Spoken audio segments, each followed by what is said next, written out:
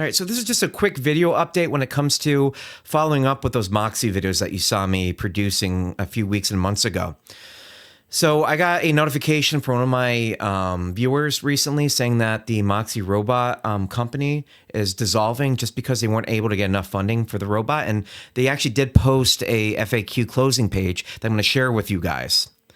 So keep in mind, there's a variety of reasons why this product just didn't work, in my opinion. First and foremost, had to do with the fact that you got a lot of features for something that is really just based off of a cell phone application program, right? You can have a virtual robot in your cell phone that can, travel around with you just for an application that can use that same camera that's in your cell phone as opposed to a, $600-800 robot that, sings, dance, moves around, but you really don't need all that. It's like having a Swiss Army knife, right? How many of those tools do you actually use in a given lifetime?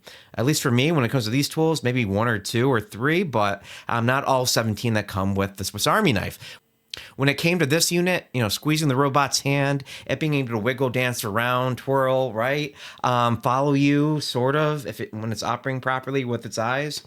It's all well and dandy, but again, you can incorporate that into a cell phone rather than a device that, again, is constantly drawing power that's really, really expensive and out of most consumer markets. Second reason why I think that this didn't work out is the liability option, right? We don't know how this unit will perform down the road. Will it give bad advice to a kid? Will it ignore a kid that's, really depressed or thinking about hurting themselves?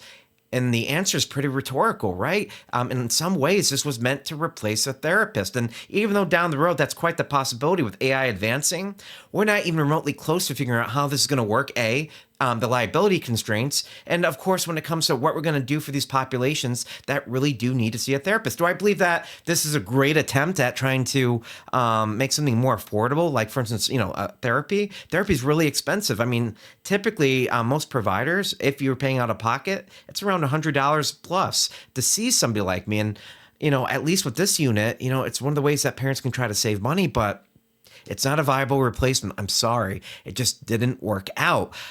With that said, there are some other AI robot devices on the market, but I'd imagine it's going to meet a similar fate down the road if they can't get the investors necessary to back this product. And part of that investment process has to do with liability, right? Oftentimes, it just takes one giant lawsuit to shut a company like this down.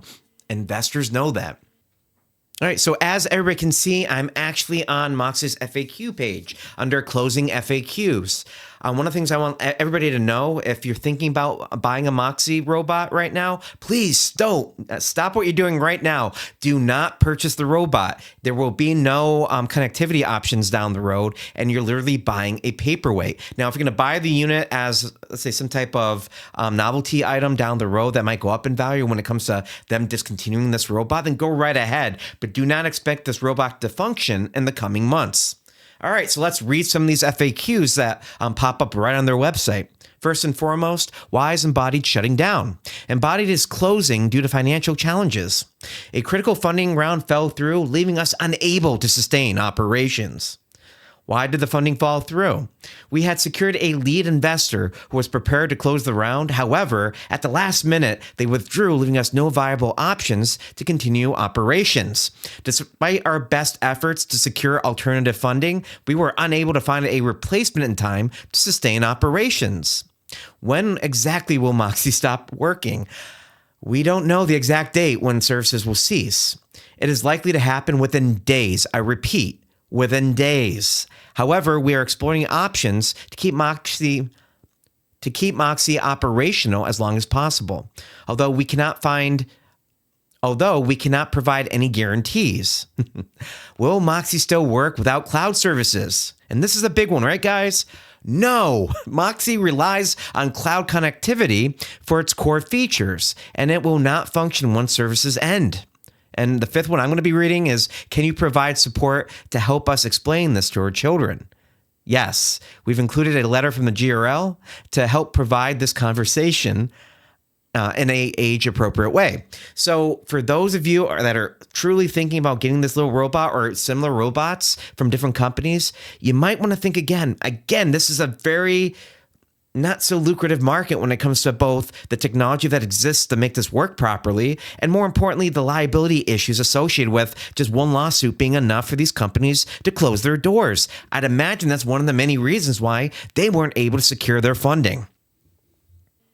So with that said, I'll keep an eye down the road on any further products that spark my interest when it comes to therapeutic tools for your children. But right now, the Moxie robot isn't it. So if you're thinking about purchasing it, maybe if you're a teacher for your classroom, part of their teaching program that they had, a therapist as like a helper, or even a parent trying to, find the next best thing for your kids, please look elsewhere. This company is dissolving. All right. With that said, stay tuned to our next episode.